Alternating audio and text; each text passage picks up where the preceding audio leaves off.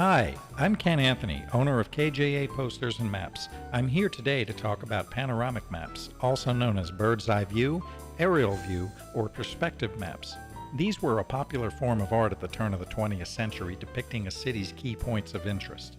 Unlike traditional maps, panoramic maps often highlighted the commercial aspects of a town while also clearly showing many local residences. I've had a lot of fun looking up places I've been to on these maps, and I gotta say, it's amazing just how much things change, and also how much things stay the same. Visit us online, www.rainfall.com. Thanks for watching.